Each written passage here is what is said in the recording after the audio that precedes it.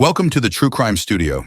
Today's story is a gripping tale of power, betrayal, and unexpected courage. When a billionaire forces his son into an arranged marriage for business, the bride's hidden secret changes everything. What begins as a calculated deal turns into a fight for justice and redemption. If you love stories full of twists and resilience, hit that like button, share your thoughts in the comments, and subscribe to the True Crime Studio for more incredible tales. Let's dive into this unforgettable journey. The clink of crystal glasses echoed through the sprawling Caldwell estate as Arthur Caldwell, the kingpin of a billion-dollar empire, surveyed the opulence around him. Every inch of the room screamed wealth: marble floors, gilded chandeliers, and an unbroken sea of power players sipping on rare vintages. But Arthur's piercing blue eyes weren't focused on the luxury. They were fixed on his son, Ethan, standing stiffly by the bar. "Ethan," Arthur said, his voice sharp and commanding as he beckoned his son to his side. Ethan Caldwell's jaw tightened. At 28, he was tall, broad-shouldered, and impeccably dressed in a custom suit that Arthur had likely picked for him.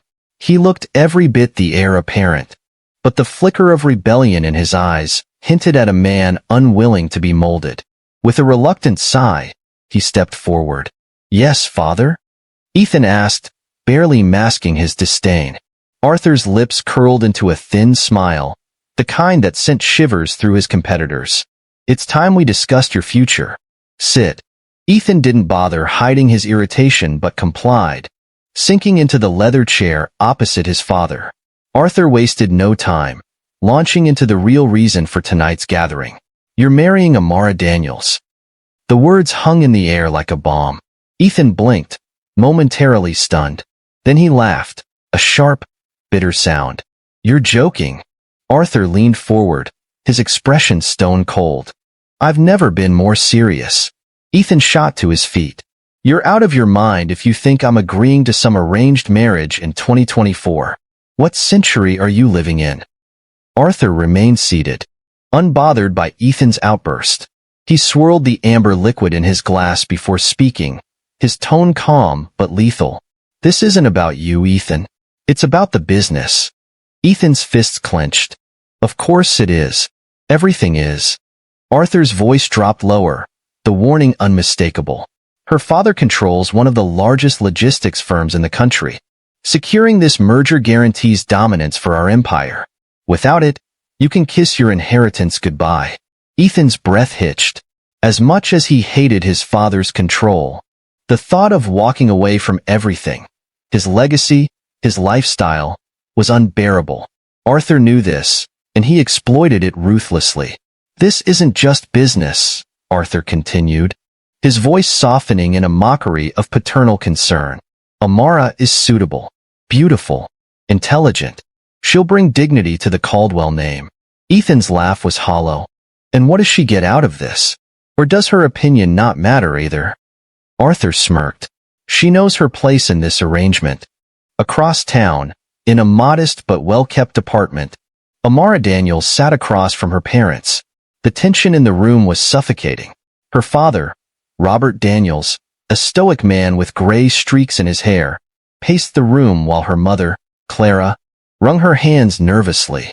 "You can't force her into this." Clara finally burst out, her voice trembling. "She's our daughter, not a bargaining chip." Robert stopped mid-stride, his gaze heavy on Amara.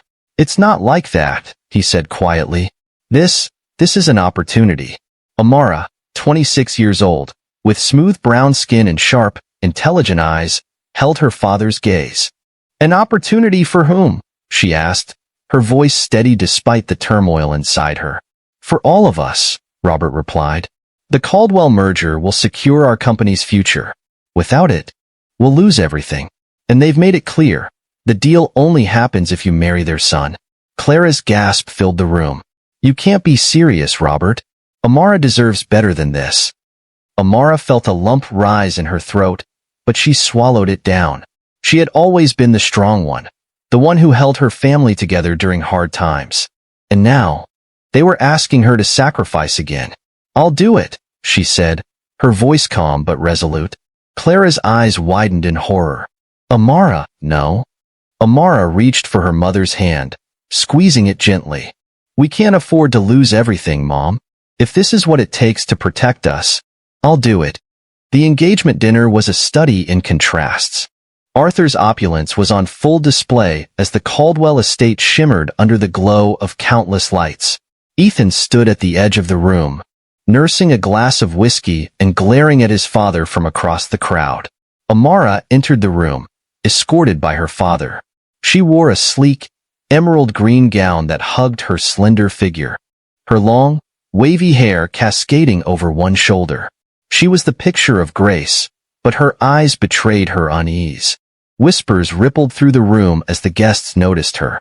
"She's beautiful," one woman murmured. "Yes, but you know how people talk," another replied, her tone dripping with condescension. Ethan noticed the shift in the room's energy and turned toward the entrance. When his eyes landed on Amara, he felt a pang of guilt. She hadn't asked for this any more than he had. Still, guilt didn't stop the bitterness rising in his chest. "Let's get this over with," he muttered, approaching her. "Ethan," Arthur called out, his voice loud enough to gather the room's attention. "Come meet your fiancé." Amara lifted her chin, meeting Ethan's gaze as he approached. Her eyes were guarded but unflinching. He extended a hand, and she took it, her touch cool and steady. "Amara," Ethan said stiffly, "welcome to the circus." Her lips curved into a small, wry smile. "Glad to be here." Later that evening, as the festivities wound down, Amara excused herself and wandered into the mansion's library for a moment of solitude. The grand room was lined with shelves of leather-bound books and smelled faintly of aged paper and cigar smoke. She let out a slow breath, savoring the quiet. "You shouldn't be here," a voice drawled behind her. Amara turned sharply to see Gerald Harper leaning against the doorway. His smile was oily, his eyes dark with malice. "I'm a guest," Amara replied, her voice steady despite the unease creeping through her. Gerald stepped closer, his presence oppressive. "You may have fooled Arthur, but you don't belong here. Women like you, they don't last in this world." Amara's fists clenched at her sides. "Excuse me," she said, brushing past him. As she left the room, she could feel his gaze burning into her back. When she returned to her suite, she found an envelope waiting on her bedside table. Her name was scrawled across it in sharp, unfamiliar handwriting. She opened it cautiously, her heart pounding. Inside was a single piece of paper with a chilling message. "Stay quiet, or you'll regret it." Amara's grip on the note tightened, her mind racing. The first cracks in the facade of her new life had appeared, and she knew the storm was just beginning. The Caldwell estate was alive with the hum of orchestrated perfection. Arthur had spared no expense for the wedding. A towering archway of white roses framed the ceremony site, and glittering crystal chandeliers hung from the ceiling of a custom-built marquee. It was a spectacle designed not for the bride and groom, but for the guests, a show of wealth and power. Amara sat in the bridal suite, staring at her reflection in the gilded mirror. The makeup artist had done her job well, emphasizing her high cheekbones and almond-shaped eyes. But Amara felt like a stranger in the ivory lace gown that clung to her slender figure. It was beautiful but suffocating, a symbol of the gilded cage she was about to step into. Clara fussed with the veil, her hands trembling. "You don't have to do this, Amara. We can find another way." Amara turned to her mother, her expression calm but resolute. "It's done, Mom. We need this." Before Clara could respond, the door opened and Robert entered. His face was drawn, his shoulders tense. "They're ready." Amara stood, smoothing her gown. Her father placed a hand on her shoulder, his voice low. "You're stronger than any of them will ever know." She nodded, swallowing the lump in her throat. With her parents flanking her, Amara walked out of the suite and into the storm. The ceremony was a surreal blur. Ethan stood at the altar, his jaw clenched so tightly Amara wondered if it would crack. His dark eyes met hers as she approached, and for a moment, she thought she saw a flicker of something. Pity, perhaps, or understanding. It vanished as quickly as it appeared. The officiant droned on about love and commitment, words that felt hollow in the tension-laden air. Amara barely heard the vows she repeated, her focus instead on the sea of faces watching her. Some whispered, others stared with poorly concealed disdain. When the officiant declared them husband and wife, Ethan hesitated for a fraction of a second before leaning in. His kiss was perfunctory, a formality that barely brushed her lips. The applause that followed was polite but strained. As they turned to face the crowd, Amara whispered under her breath, "Smile. They're watching." Ethan's lips curled into a smirk. "I could say the same to you." The reception was a masterclass in passive aggression. Arthur played the benevolent patriarch, introducing Amara to every guest with the same thinly veiled condescension. "Isn't she stunning?" he said to one guest, his tone dripping with performative approval. A perfect addition to the Caldwell legacy. Ethan stayed by her side, his silence a barrier between her and the endless stream of probing questions. Amara found herself smiling through gritted teeth as one guest after another commented on her exotic beauty, or asked if she felt overwhelmed by her new life. The tension escalated when Gerald Harper approached. His predatory smile widened as he extended a hand to Ethan. "Congratulations, son. Your father must be proud." Ethan accepted the handshake begrudgingly, his grip firm. "Gerald." Gerald turned to Amara, his gaze lingering too long. "And you must be the lucky bride." Amara met his gaze with icy composure. "That's one way to put it." Gerald chuckled, leaning closer. "I hope you know what you're getting into. This world can be unforgiving." Ethan stepped between them, his tone sharp. "That's enough, Gerald." Gerald raised his hands in mock surrender, his smile never wavering. "Just making conversation. Enjoy the evening." As he walked away, Amara exhaled, her hands trembling slightly. Ethan noticed but said nothing. Later that night, Ethan and Amara retired to the bridal suite. The room was as lavish as the rest of the estate, with floor-to-ceiling windows offering a view of the moonlit gardens. A bottle of champagne sat on the marble table, unopened. Ethan loosened his tie, his movements stiff. Well, that was a nightmare. Amara slipped out of her heels, her feet aching. "I'm sure it was harder for you than me." He turned to her, his expression unreadable. "What's that supposed to mean?" She met his gaze evenly. "It means I'm not blind to how much you hate this." Ethan ran a hand through his hair, letting out a bitter laugh. "You think I'm the only one? Don't pretend you wanted this any more than I did." Amara's silence was answer enough. She moved to the window, staring out at the garden. The weight of the day pressed down on her, but she refused to let it break her. "I don't know why you agreed to this," Ethan said, his voice softer now. "But if you think my father's going to make this easy for you, you're wrong." Amara turned to face him. "I don't expect easy." Ethan studied her for a moment, something shifting in his expression. "Good. Because easy isn't in the Caldwell vocabulary." He left the room without another word, the door clicking shut behind him. Amara stood there, alone in the silence, her reflection in the window staring back at her.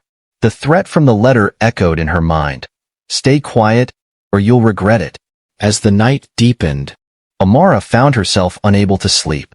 She wandered through the mansion, her bare feet silent on the cold marble floors. The grand corridors felt oppressive, the air thick with the weight of unspoken secrets. She ended up in the library, drawn to its quiet solitude. The scent of leather and old books was comforting, a reminder of simpler times. She ran her fingers along the spines of the books, her mind racing. A rustle behind her made her freeze. She turned to find Gerald standing in the doorway, his smile as sinister as ever. "You really shouldn't wander around alone," he said, his voice low and mocking. Amara's heart pounded, but she forced herself to remain calm. "I can take care of myself." Gerald stepped closer, his presence suffocating. "I don't doubt that. But you should know, people like you don't last in this world. Arthur may tolerate you for now, but when you're no longer useful..." He let the threat hang in the air. Amara stared him down, refusing to let him see her fear. "You don't scare me, Mr. Harper." His smile widened. "Oh, I think I do." He left her standing there, the echo of his footsteps fading into the night. Amara leaned against the bookshelf, her breath shaky. The game had only just begun, and the stakes were higher than she'd ever imagined. Amara's first few weeks as Mrs. Ethan Caldwell felt like an endless cycle of events, each one more suffocating than the last. She awoke every morning in a room that seemed designed to impress rather than comfort. The bed was too large, the sheets too crisp, the walls adorned with paintings of aristocrats who looked down on her as if she were nothing more than an accessory. The mirrors, everywhere she turned, reminded her of how little of herself remained. The Caldwell mansion, a sprawling estate tucked in the heart of an affluent neighborhood, was a gilded prison. Though the marble floors gleamed, and every corner sparkled with wealth, Amara could sense the rot beneath it all. The quiet, insidious racism, the whispers behind her back, the subtle glances of judgment from the staff. It was all there. Amara sat at the grand dining table one morning, her fingers tracing the edge of the silverware as she waited for Ethan. The breakfast was immaculate, of course. Fresh croissants, eggs Benedict, and coffee brewed from beans so expensive that the price alone made her sick. "Good morning, Amara," came the soft voice of Margaret, one of the servants. Amara glanced up to see her, the older woman offering a tight smile as she placed a delicate china plate in front of her. "Good morning, Margaret," Amara replied, her voice flat. She wasn't sure if the servant's smile was genuine or just another form of careful politeness, but it didn't matter. The isolation here was palpable. It wasn't until Ethan finally appeared, his usual scowl in place, that the silence was broken. He sat across from her, the distance between them almost symbolic of their strained relationship. The wedding had been a transaction, nothing more. But the reality of living it out was harder than Amara had expected. "You don't need to keep pretending this is a family," Ethan muttered, poking at his eggs without looking up. "It's all business, Amara." She glanced at him, unable to hold back the bitterness that crept into her voice. "What did you think this was going to be, Ethan? A love story?" He stiffened, his eyes flashing with annoyance. "I didn't sign up for this either," he said quietly. "My father's the one behind all of this." Amara paused, studying him. There was more to Ethan than he let on, but it wasn't enough. He was still bound by his father's chains. "Then we're both prisoners here," Amara said, the words biting, but also tinged with a bitter truth she had no intention of hiding. Ethan shot her a glare, but there was something in his eyes now, something unspoken that lingered between them. It wasn't sympathy. No, that would be too easy. It was something else, something darker, something she wasn't sure she wanted to understand. The days became a blur of social gatherings, private meetings, and suffocating expectations. Arthur Caldwell continued to hold the reins, demanding Ethan's presence at every event, pushing him toward people who would advance the family legacy. It wasn't until one particularly bleak afternoon that Amara was forced to confront the reality of her new life. She was alone in the vast sitting room when the door opened without warning. Gerald Harper. "Amara," he said, his voice dripping with false warmth as he stepped into the room. "How are we settling in?" Amara didn't bother hiding her disgust. "How do you think?" she said flatly, her eyes never leaving his. Gerald smirked, strolling over to her as if he owned the room. "I must admit, I never expected you to be so composed. For a woman like you, this could be a golden opportunity." Amara raised an eyebrow. "I'm sure it is." He leaned forward, the malicious glint in his eyes only growing sharper. "Just remember, your place in this family isn't just about your looks or your charm.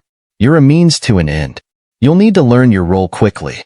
And don't think Ethan will be any help. He's weak. The only thing keeping him in line is his father's money." The words stung, not because they were new to her, but because they felt like a reflection of everything she feared about her marriage. "I've learned to survive in far worse situations than this," she replied coolly, meeting his gaze with defiance. "I'll be just fine." Gerald laughed, the sound dark and cruel. "We'll see about that." He stepped back, his eyes lingering on her a moment longer before he turned and left the room without another word. Amara was shaken, but only for a moment. She had endured worse. Much worse. Ethan continued his emotional distance from her. She was a tool in his father's game, nothing more. Yet, as the weeks passed, the cracks in his carefully constructed armor began to show. He would glance at her during dinners, his eyes momentarily softening, but he quickly turned his gaze away when she caught him looking. It was as if the weight of their situation was finally sinking in. One evening, after a particularly lavish gala thrown in their honor by Arthur's business partners, Amara found herself standing alone on the balcony, staring out at the city below. She needed a moment of peace, a break from the suffocating expectations. "I didn't think I'd find you here," Ethan said, his voice a little softer than usual as he stepped onto the balcony behind her. Amara didn't turn to face him. "Where else would I go? Your father keeps me locked up in here like a prisoner." Ethan didn't answer right away. When he finally spoke, there was a hint of something unfamiliar in his voice. "This isn't easy for me either. You know." Amara glanced over her shoulder at him, her gaze piercing. "Then why don't you do something about it?" He didn't answer. Instead, he stepped beside her, both of them leaning on the balcony railing in silence. The noise of the gala seemed distant here, like they were in another world altogether. For a brief moment, they existed in the same space without the weight of their roles hanging over them. But that moment didn't last. It never did. Days passed in a haze of tension and discomfort, but Amara's resolve never wavered. She could feel the walls closing in on her, and every passing day made her more determined to get out, to find a way to break free. She wasn't going to be just another pawn in Arthur's empire, no matter what it took. One morning, she received a letter. The handwriting was familiar, Gerald's. Amara opened it with trembling hands. The words were short but ominous. "The clock is ticking, Amara. Don't make me remind you what happens when you outstay your welcome." Her breath caught in her throat as her mind raced. Gerald wasn't just making idle threats. He was laying down the gauntlet, and she knew the consequences of ignoring him could be catastrophic. She crumpled the letter in her hand, her jaw tight with fury. It wasn't enough that she had to marry Ethan. Now, she had to fight a war on two fronts, against the man who controlled her life and the man who owned her marriage. And she had no choice but to play the game. The library was quiet, save for the occasional crackle of the fireplace. Amara sat at the desk, staring at the dossier she had found in Arthur's office earlier that day. Her hands trembled as she flipped through the pages, each document a thread in a web of corruption. Financial statements, falsified reports, and records of secret meetings were all laid bare before her. But what chilled her to the core was the final file in the stack. A newspaper clipping from years ago about a young woman who had gone missing under suspicious circumstances. Amara recognized the name instantly. It was someone she had known in her old life, someone who had tried to fight back against Gerald Harper and had disappeared without a trace. Her breath quickened as the memories flooded back. Years earlier, Amara had been a bright, ambitious college student working part-time at a high-end restaurant. It was there that she first encountered Gerald Harper. He was a regular patron, always seated at the most expensive table, always surrounded by an entourage of sycophants. First, she thought nothing of him, just another entitled businessman flaunting his wealth. But one night, Gerald had stayed late, insisting that Amara serve him personally. His comments had started off as harmless flattery, but they quickly turned into something far more sinister. He had cornered her in the back of the restaurant, his hand gripping her wrist tightly as he whispered threats disguised as compliments. "You're too beautiful to waste your time here," he had said, his smile sharp and menacing. "Let me take care of you." Amara had managed to pull away that night, but it wasn't the end. Gerald had pursued her relentlessly, his advances growing more aggressive with each rejection. She had gone to the restaurant's management, but they had dismissed her concerns, unwilling to alienate a wealthy client. It was only when another waitress, a friend of Amara's, came forward with similar complaints that they realized the gravity of the situation. But before they could act, Gerald's power came into play. The waitress vanished without a trace, and Amara was left shaken, knowing that she could be next. Now, years later, that same man was back in her life, and his threats were as potent as ever. The note he had left her after the wedding was a stark reminder of the danger she was in. But this time, she wasn't a powerless waitress.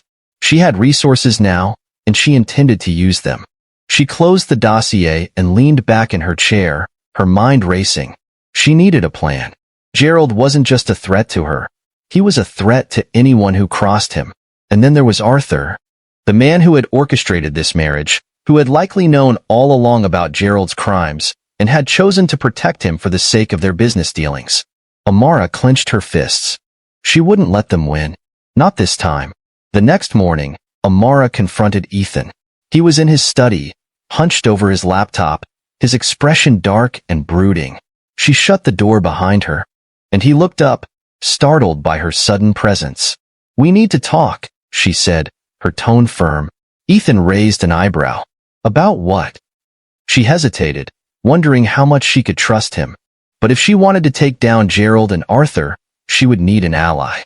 And Ethan, despite his flaws, was the closest thing she had to one. "Gerald Harper," she said, watching his reaction closely. Ethan stiffened, his jaw tightening. "What about him?" Amara stepped closer, her voice lowering. "I know what he's done.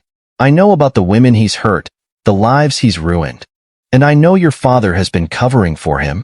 Ethan's expression darkened. "You don't know what you're talking about." "I do," she countered. "I've seen the files. I've seen the lengths your father has gone to in order to protect him. And I know you've seen it, too."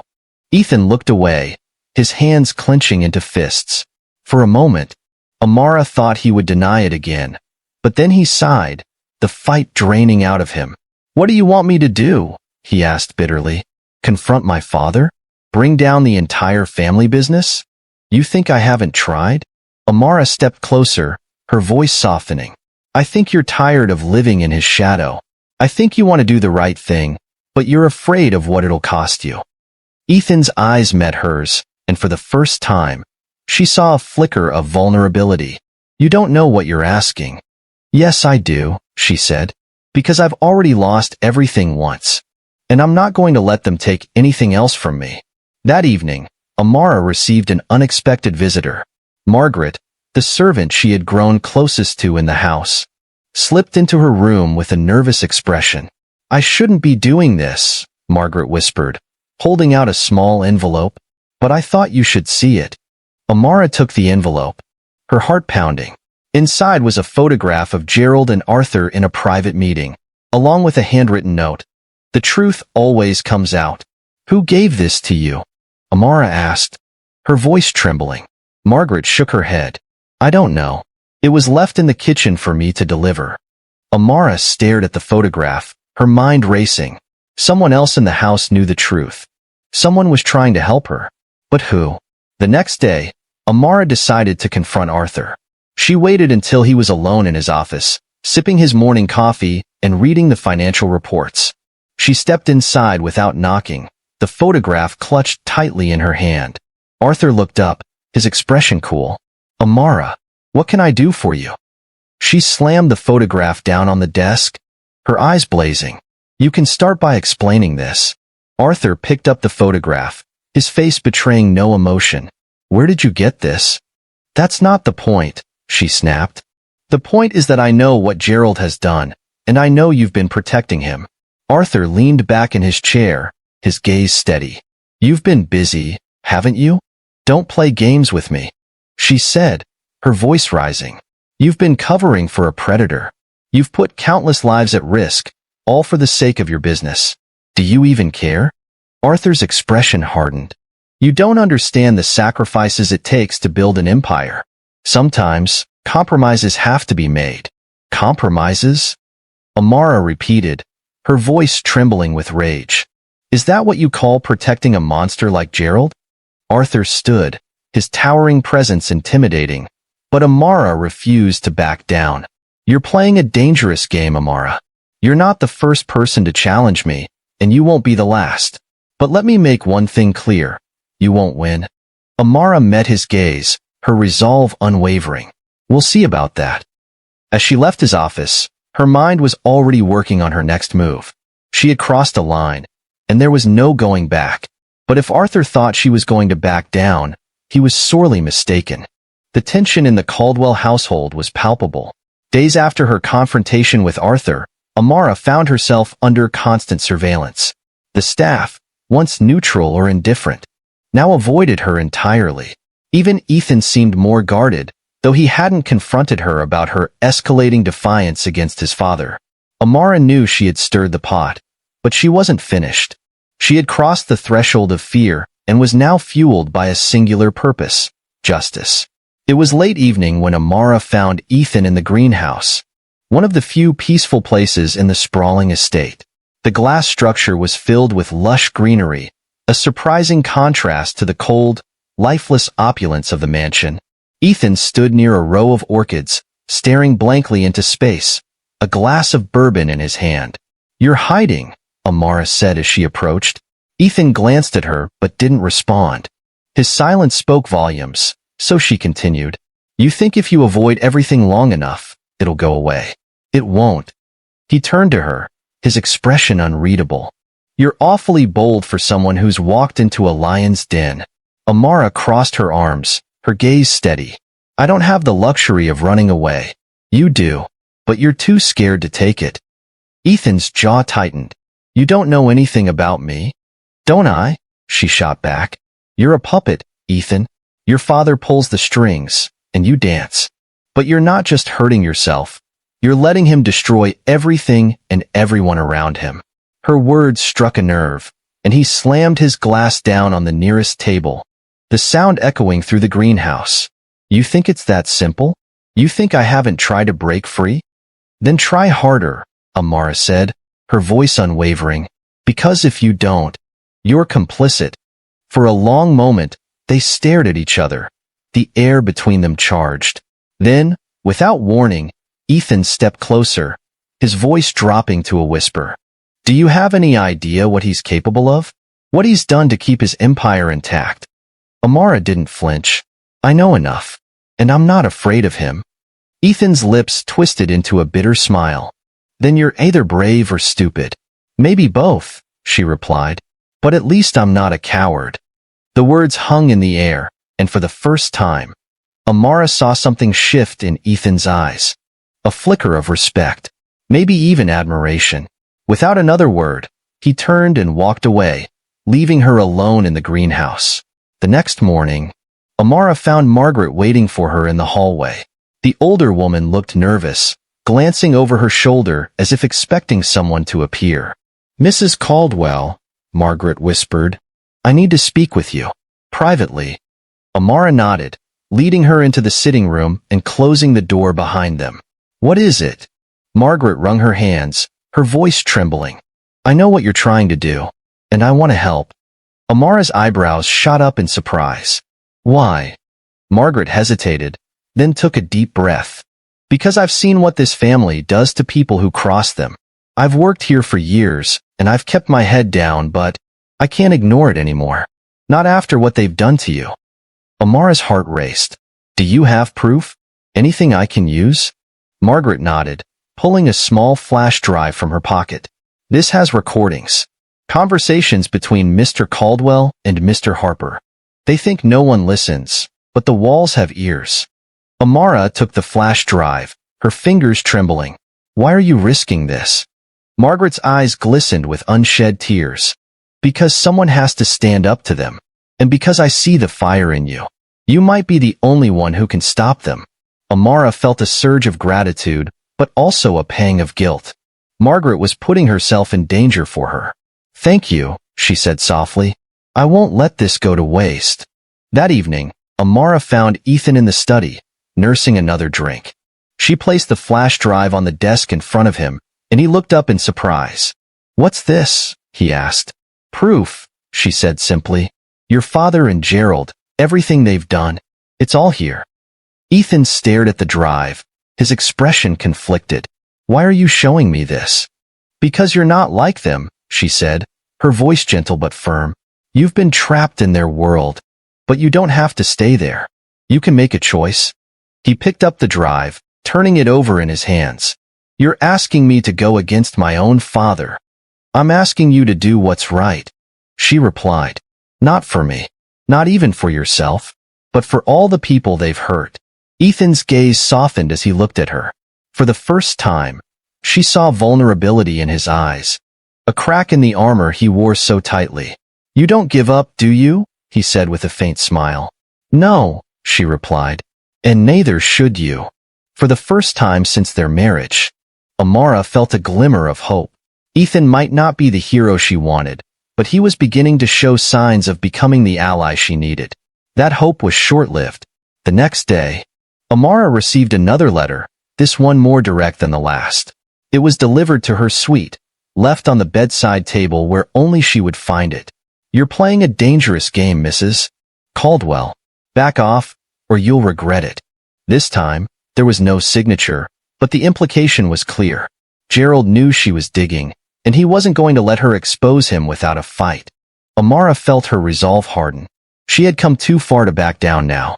If Gerald wanted a war, he would get one. That evening, Amara confronted Ethan again, showing him the letter. His face darkened as he read it, and for the first time, she saw genuine anger in his eyes. "He thinks he can intimidate you," Ethan said, his voice low and dangerous. "He doesn't know you very well, does he?" Amara raised an eyebrow. "What are you going to do about it?" Ethan's gaze met hers, and something shifted between them. "Whatever it takes," he said simply. Amara felt a spark of something she hadn't expected, trust.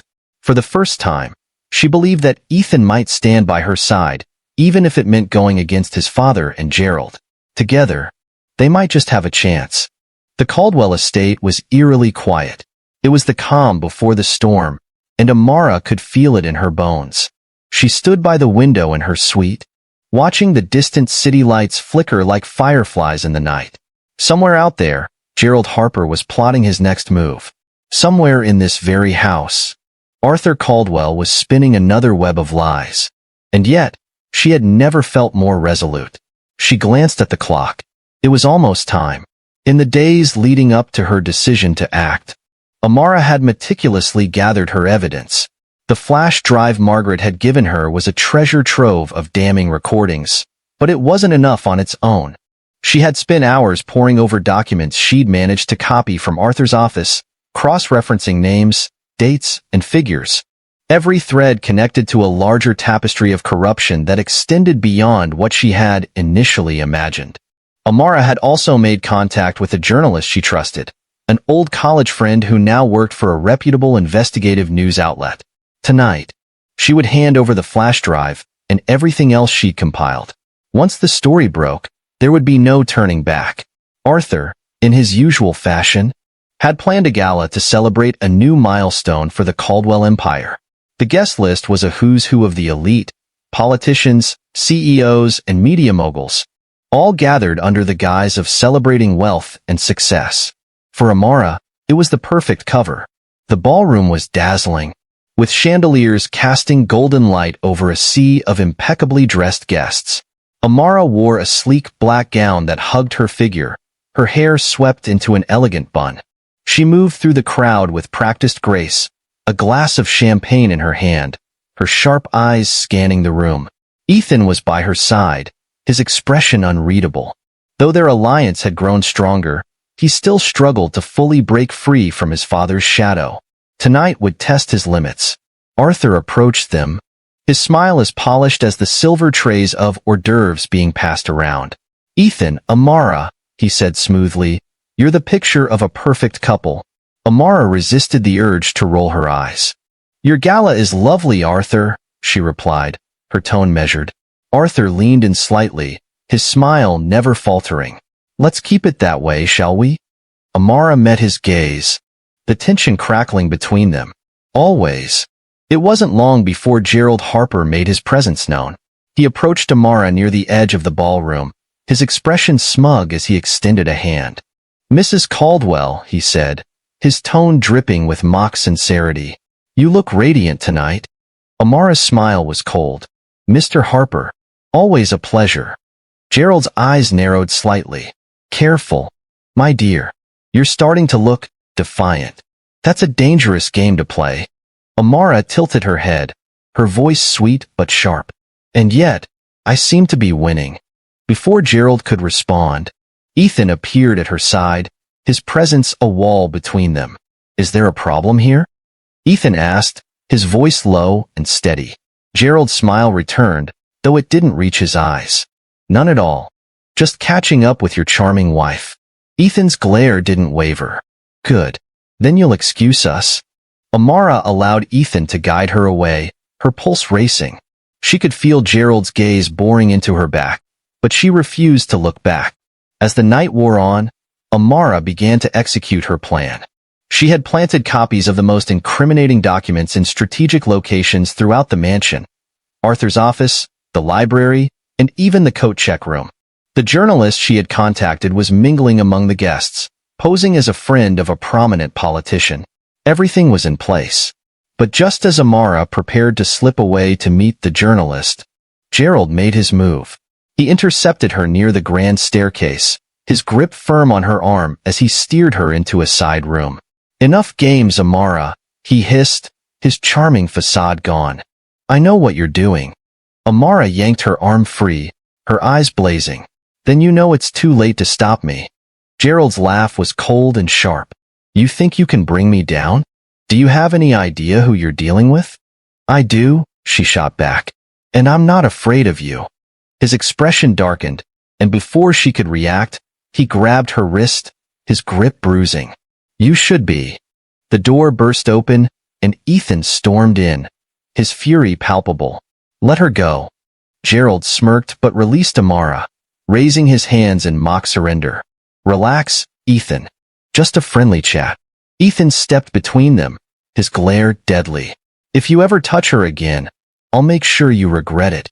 Gerald's smile faltered, but he recovered quickly, brushing past Ethan with a sneer. You're just as naive as she is. Amara's brush with Gerald only strengthened her resolve. As the gala reached its peak, she slipped out of the ballroom and made her way to the garden, where she had arranged to meet the journalist. The night air was cool, the scent of blooming roses a sharp contrast to the tension simmering inside her. The journalist was waiting near a fountain, her camera and notebook at the ready. Amara handed over the flash drive, her voice steady despite the whirlwind of emotions inside her. Everything you need is here. Make sure the world sees it. The journalist nodded. You're brave, Amara. This could change everything. It has to, Amara replied. It's the only way. As she turned to leave, she heard the faint sound of footsteps.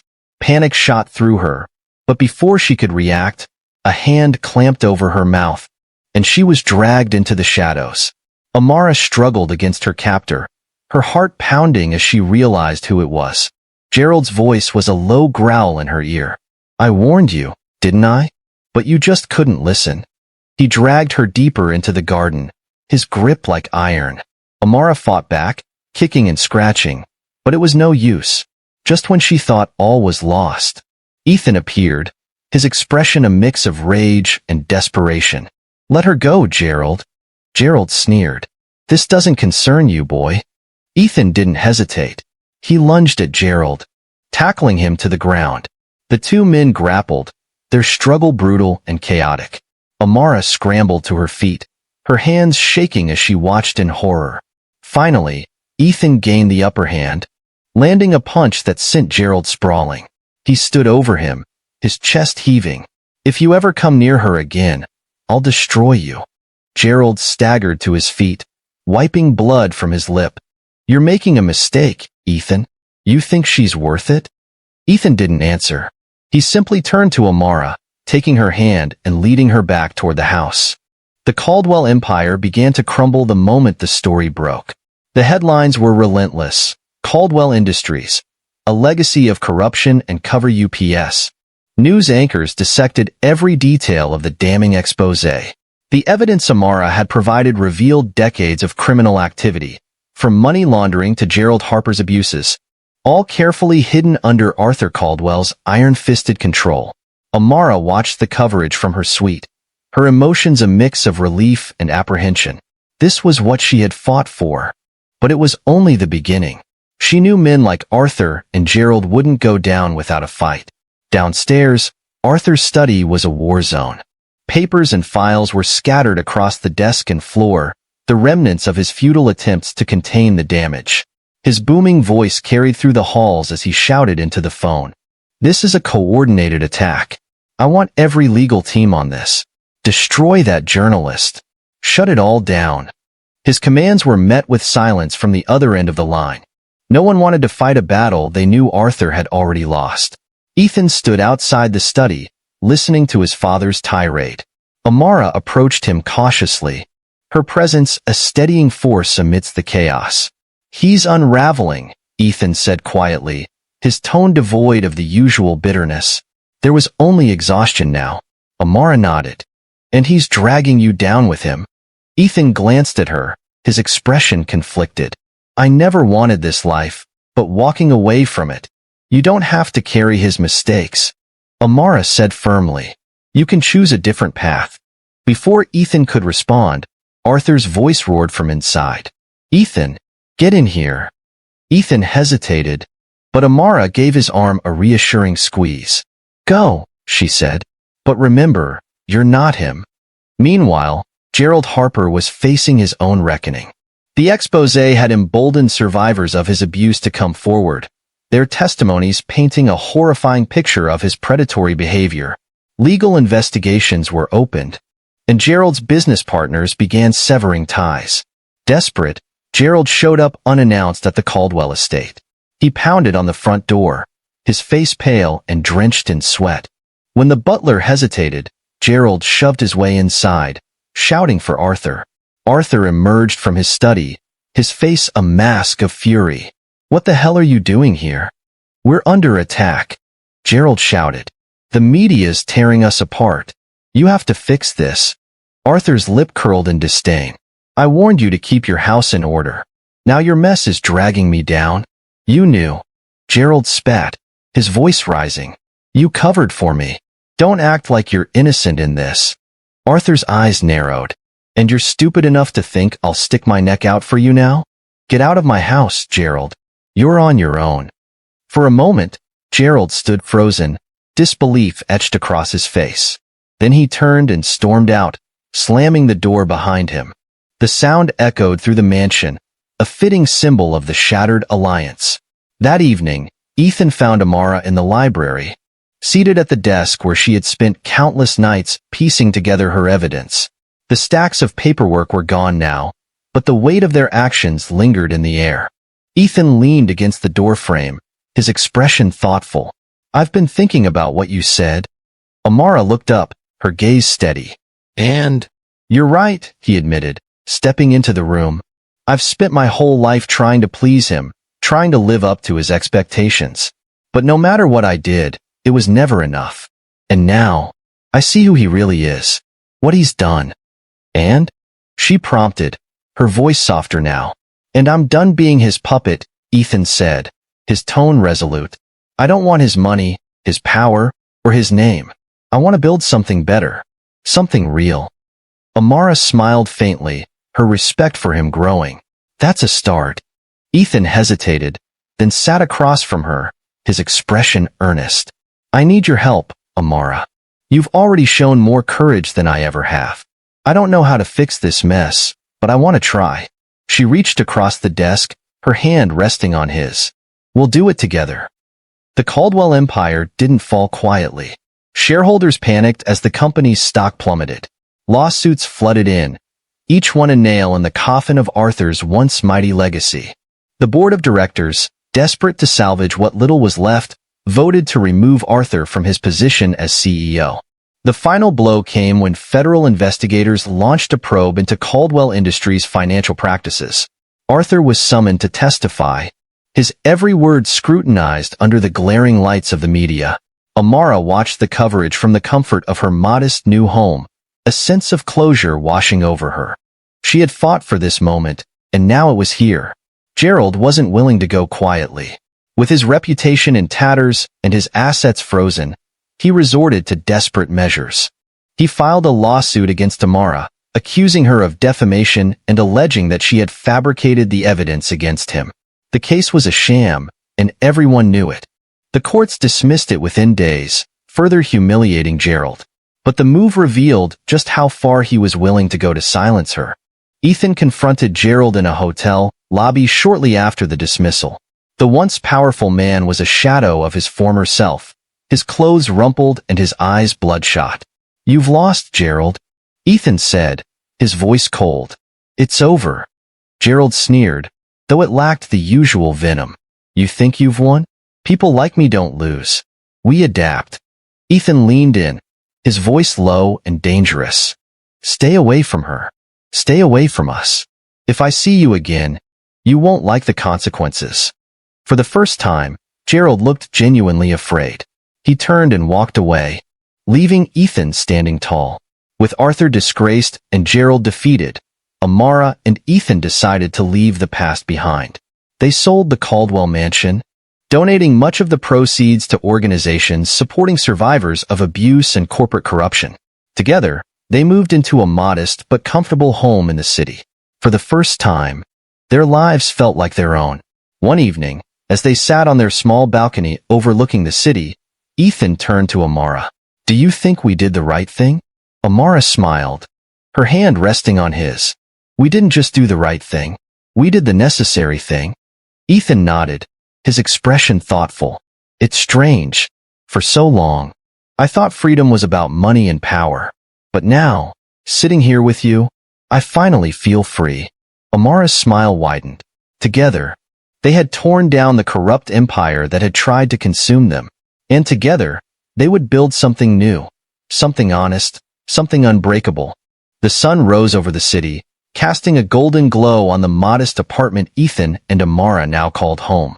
It was a far cry from the cold, cavernous halls of the Caldwell estate, but it was theirs. For the first time in months, Amara felt the weight of fear and anger begin to lift. She sat at the small kitchen table, a steaming cup of coffee in her hands, scrolling through the morning headlines. The Caldwell family's downfall had become a media sensation, and the coverage had only intensified since Arthur's removal as CEO. There was something surreal about seeing the story she had fought so hard to expose become public knowledge. Ethan entered the kitchen, his hair still damp from the shower. He leaned against the counter, watching her with a small smile. "Anything interesting?" he asked. Amara looked up, her lips curving into a smirk. "Your father made the front page again." Ethan chuckled, though there was a hint of sadness in his eyes. "Let me guess, Arthur Caldwell's empire in freefall?" "Close enough," she replied, setting her phone down. "How are you feeling about all of this?" He hesitated, then shrugged. "Relieved, angry, guilty. It's a mix." "You did the right thing," Amara said gently. "That's what matters." Ethan nodded, his gaze steady. "I just wish I'd done it sooner." While Amara and Ethan were beginning to rebuild their lives, Arthur was living in the ruins of his own. He had retreated to a small, nondescript apartment after being ousted from the company. The once mighty patriarch now lived in relative obscurity, his days spent dodging reporters and ignoring calls from creditors. Amara had no intention of visiting him, but when a letter arrived in the mail, addressed to her in Arthur's handwriting, she couldn't ignore it. The envelope was plain, the message inside brief. "If you still have any decency, come see me. There's something you need to know." Against her better judgment, Amara agreed to meet him. She told Ethan, who insisted on accompanying her. But she refused. "This is something I need to do alone," she said. Arthur's apartment was sparse, a far cry from the opulence he once enjoyed. When Amara entered, she found him sitting in a worn armchair, a glass of whiskey in his hand. He looked older, the lines on his face deeper, his once intimidating presence diminished. "You came," he said, his voice raspier than she remembered. "Why am I here, Arthur?" Amara asked, crossing her arms. He gestured to the chair opposite him, but she remained standing. With a sigh, he leaned back and began to speak. "I made mistakes," he said, his tone weary. "I let greed blind me.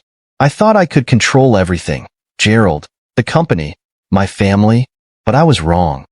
Amara raised an eyebrow. "Is that supposed to make me feel sorry for you?" "No," Arthur replied, meeting her gaze. "It's supposed to make you understand. What I did to your family. It wasn't personal. It was business." Her stomach tightened. "What are you talking about?" Arthur's lips pressed into a thin line. "Your parents' financial troubles. The reason your father agreed to this marriage. It wasn't an accident. I orchestrated it. Amara felt the air leave her lungs. You ruined my family to manipulate me? Arthur didn't deny it. I needed leverage. You were the key to securing the deal. And I knew your father would do whatever it took to protect his legacy. Rage bubbled inside her, but she forced herself to stay calm. Why are you telling me this now? Arthur's gaze dropped to his whiskey glass. Because I'm done fighting. I've lost everything. My company, my son, my reputation. The least I can do is give you the truth. Amara stared at him, her hands trembling. For so long, she had dreamed of this moment, of confronting the man who had caused her so much pain. But now that it was here, it felt hollow. You're right, she said finally.